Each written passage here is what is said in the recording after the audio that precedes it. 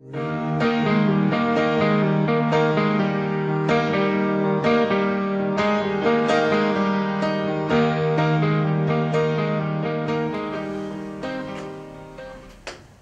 cast my mind back to that summer of 1936. Different kinds of memories offer themselves to me. We got our first wireless set that summer. Well, sort of a set. It obsessed us. And because it arrived in August, it was about to begin, my Aunt Maggie, she was the joker of the family. She suggested that we give it a name. She wanted to call it Lou, after the old Celtic god of the harvest. Because in the old days, August the 1st was La Lunasa, the feast day of the pagan god Lou. And the days and weeks of harvesting that followed were called the Festival of Lunasa. But Aunt Kate, she was a national school teacher, and she was a very proper woman. She said it'd be sinful to give an inanimate object a Christian name, especially after a pagan god. No, none of that there.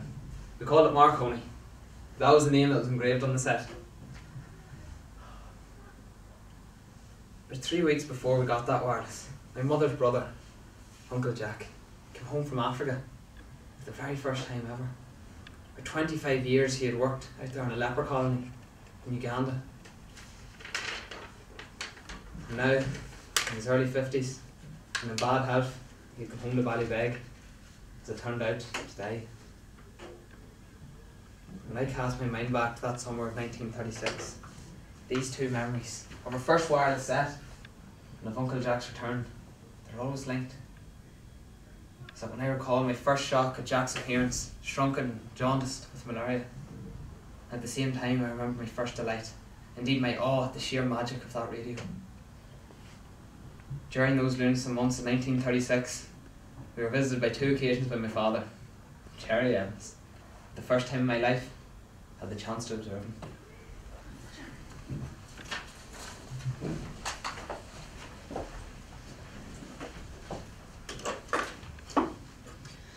When are we going to get a decent mirror to see ourselves in? You can see enough to do you. Do you know what I think I might do? I might start wearing lipstick. Do you hear this, Maggie? Steady on, girl. Today it's lipstick, tomorrow it's the gin bottle. I think I just might. As long as Kate's not around. Do you want to make a peeking of yourself? Far too pale. That unmicey hair. Needs a bit of colour. What for? One indeed.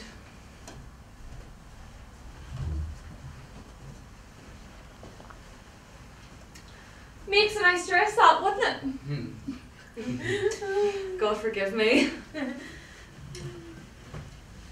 Will you come to Abyssinia, will you come? Bring your own cup and saucer and a bun. Mussolini will be there with the serpents in the air. Will you come to Abyssinia, will you come?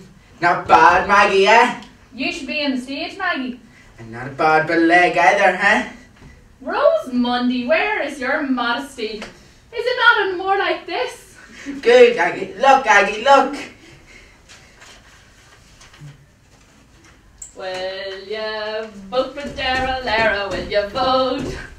If you don't, we feel like Gandhi with this goat. Uncle Bill from Mountain Glass has a wireless of his. Will you vote for Daryl Lara? Will you vote? I'll tell you something, Rosie. The pair of us should be on the stage. The pair of us should be on the stage, Maggie. What's that son of yours on out there? God knows. As long as he's quiet. He's making something. Looks like a cat. Oh, that was the wrong thing to do. He's gonna have your hair, Chris. Might be going away later. Where? I'm not saying. Do you know him? I'm not saying. You enjoy that, Rosie. He says he'll take me up to the Back Hills next Sunday. Up to Lough Anna. His father has a boat there. And if I've enough money saved, I might buy a packet of biscuits and a bottle of milk. Danny Bradley is a Scot Rose. I never said it was Danny Bradley. He's a married man with 3 young children. And that's just where you're wrong, Missy. So there. She left him 6 months ago, Aggie. And went to England. Rose, love, we just want the best for you. And who are you to talk? Don't you dare lecture me, Rose Mundy. everybody in the town knows that Danny Bradley is. And I never said it was Danny Bradley. These are all jealous of me. He calls me his rosebud. He waited for me outside the chapel gate last Christmas. And he gave me this. That's for my rosebud, he said. Is it a French Rosie? Rosie love, come over here and give us a hand. This is a discussion about AS drama. Killian, why do you take on drama as AS? Well, I enjoyed it in Key Stage, late Key Stage 2, early Key Stage 3, and but I did it for GCSE as well, and outside of school it'd be a huge part of my life. You know, my dad would be involved, my granddad was involved, and I do speech and drama and the likes of that. Why do you like drama, Eileen? It's a bit of crack, to be honest, like, because if you're doing very heavy other subjects, it's good to come to drama so that you can do the practical work, because if you're into the practical side of drama, then it's good when you're up acting. Obviously there's other parts of drama in A level you need to realise you do have to do, obviously, the essays, as we all know and love.